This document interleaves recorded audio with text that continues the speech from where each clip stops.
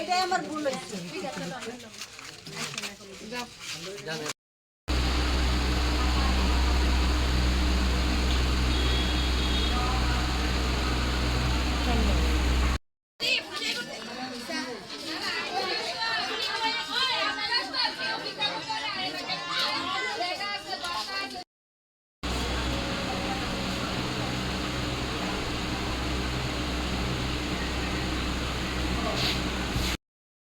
মহিলা আয়া কইতেছে মায়া বিয়া সাহায্য কোনখানতে আইসে বুঝছেন?